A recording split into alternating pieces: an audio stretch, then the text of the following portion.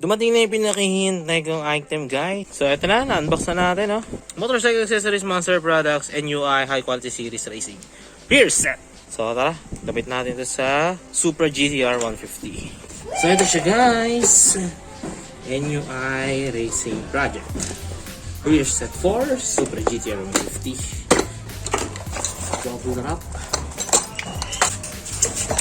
Okay, guys. So far, makapal yung alloy. Ayan.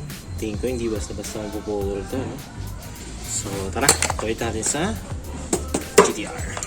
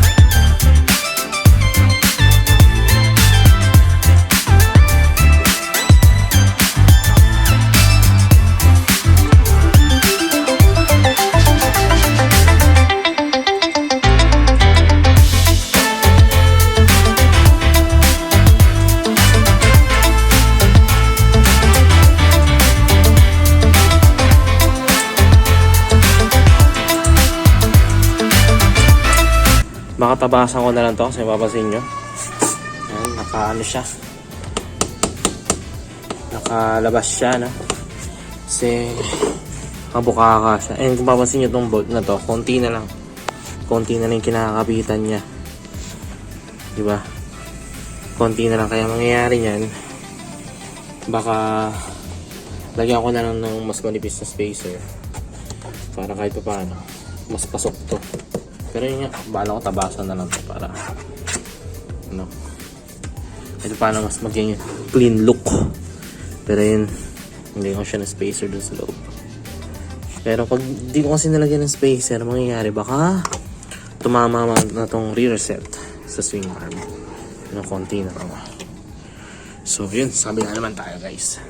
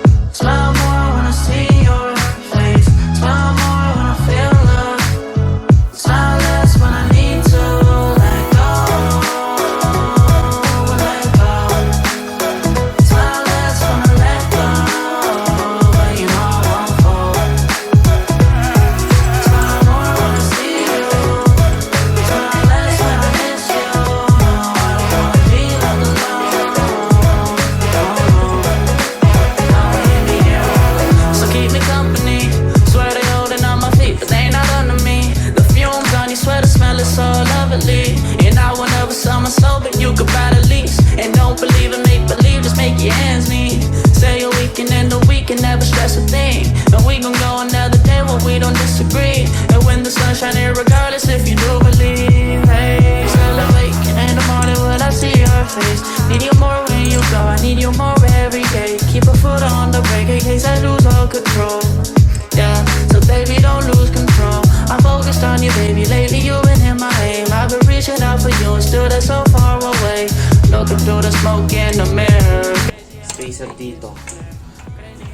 Galing sa stock. Ito na lang gagamitin ko. dapat talaga ito. Ayan, ito dapat talaga. Since parang same lang din naman sila. And gusto ko rin ma-retain yung stock. So, yung stock mo na gagamitin ko. And then, ayan, po-provide na lang ulit ako ng panibagong space yan. Ayan. Pero dyan, kita nyo. So, yun. Tara, wait natin. Sana lang effective to. Smile more when the sun shines bright. Believe me, I need you. Smile more when you blow me up.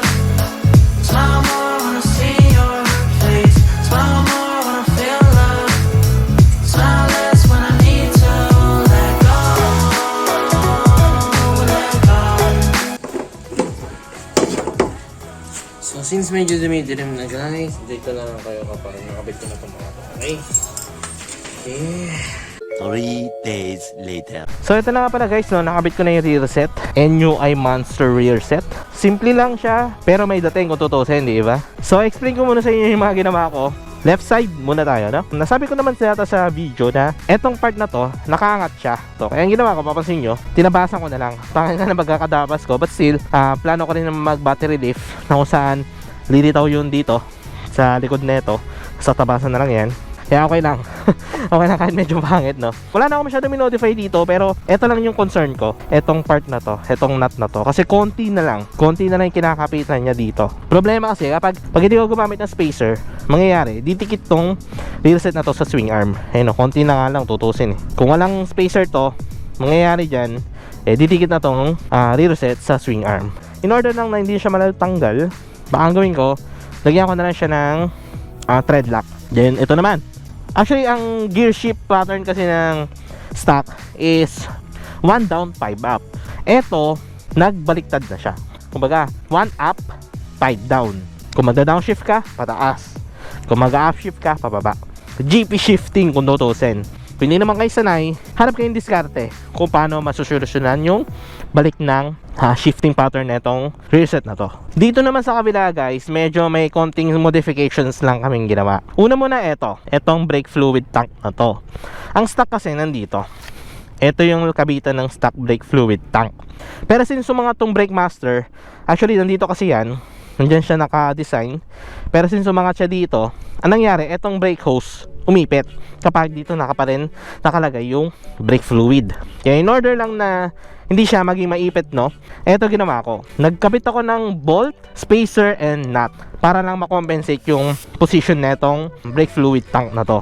Kasi yun nga, kung dito ko siya kakabit, etong brake hose may ipit siya, resulting sa wala akong brake na mangyayari. Ayan, papansin nyo, kahit paano okay pa rin naman yung kinalabasan, diba? Straight pa rin siya, wala siyang problema dyan. Then sunod, Brake Master. Ayan, yung switch ng Brake Master guys, papansin nyo meron siyang zip tie. Kasi dito lang talaga kami natagalan ni Casey. Since etong Brake Master na to, yung spring na kasama niya sobrang ikli. Yung adjusting netong Brake Master switch na to, tsaka yung pinakakabitan ng spring, sobrang layo, resulting sa laging naka-apply yung brake light ko. Whereas ngayon, ginawa namin, siniptay na lang namin tong brake light switch na to para maging stay siya sa isang lugar. Plus, yung spring, gumamit kami na mas mahaba.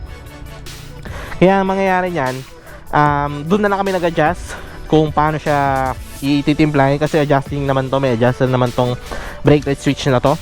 Pero ang naisip ko kasi solution dyan is yung magpapalit ako na hydraulic brake light switch para hindi na ako aasa dyan sa brake light switch na to. Medyo hirap talaga siyang timplahin eh. May mga times na gumagana siya, may mga times na hindi. Kaya discarding nyo na lang. But ako man, gagawin ko is hydraulic brake light switch. Then lastly, ayan, papansin nyo guys, ang stock kasi meron na siyang nakalagay na spacer. Pero nilagyan ko pa siya ng isa pang spacer. And sa ilalim, gumamit ako ng mahabang spacer tsaka bolt.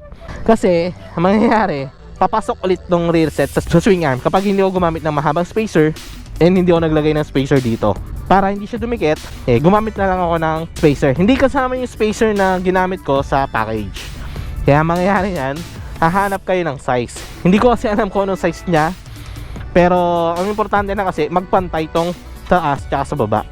Hindi ko mamapapakita sa inyo, or hindi ko alam kung nakikita ba yung spacer na ginamit ko. Pero hindi ko alam kung ano sukat niya eh. Kaya yan. Ginawa na lang talaga namin ng paraan para lang makabit tong rear set na to. But technically ano naman to, pang GTR talaga siya. Supra GTR talaga tong rear set na to. Sadyang nag-adjust lang kami at dagdag lang kami ng spacer para lang makabit na maayos tong rear set. But yun, again, sobrang solid. Solid ng rear set na to kasi ganda ng design, ganda ng alloy, makapal. Hindi basta-basta masisira or sakaling mamaputol, di ba? Kaya ayos. Nabili ko to sa Shopee na nasa 3.6 something, mga ganyan. Hindi ko na matandaan. Sobrang worth it pa rin para sa akin. Kasi dagdag forma kay Gigi. At the same time, gusto ko talaga naka-reset ang mga underbone. So yun. Sana nabigyan ko kayo idea regarding with this rear set. And sana malinaw din yung explanation ko with this rear set, no? But still, dito ko na lang tatapusin yung vlog. Maraming salamat sa pag-nood, sa pag-like, sa pag-share, salamat sa pag-comment.